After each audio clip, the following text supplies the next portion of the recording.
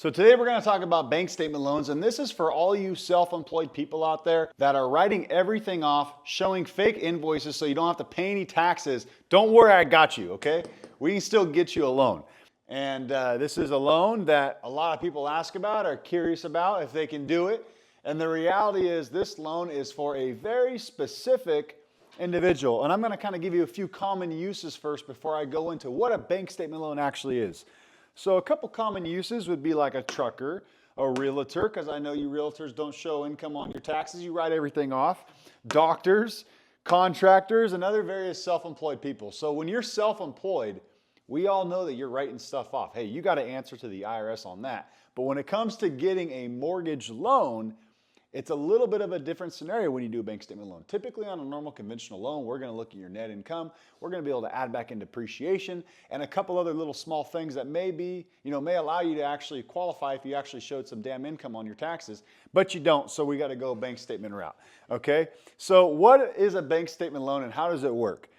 It works by using the running 12 to 24 months of bank statements. So instead of using your tax returns, we're going to take your bank statements, whether it's personal or business, we're going to look at the deposits that you have in those bank statements, and we're going to use that as income. Now, a key piece of this that's super important to understand is, let's say you're making $20,000 in your business every single month. The lender is not just going to allow you to use $20,000 a month in income because obviously as a business, you're going to have expenses. So the typical expenditure ratio that they're going to go off of is 50% of deposits to qualify. So if you're averaging, let's just make it easy, $20,000 a month, they're going to maybe allow you to use $10,000 a month in qualifying income up to a 50% debt to income ratio. Now, we can actually go above 50% typically if we have a CPA letter stating that your business expenditures are a certain percentage or are less. So for instance, if a CPA writes you a letter, you have a great CPA and he goes, hey, their expenditures are actually 30%. We'll be able to use 70% of those deposits to help you qualify, which would give you more buying power. Now, there's no tax returns needed and your write-offs don't hurt you, and the minimum down payment is usually 10%. So kind of what I mentioned, this program is really for people that just have a lot of write-offs in their business and they're not showing much income. And a couple cool things about the bank statement loan is it's not a conforming loan, so it can actually be a little bit more relaxed on its other guidelines. And on top of that, it has a higher loan amount that you can go up to. So you can go up and buy $1 million, $1.5 million home, maybe even more on a bank statement loan.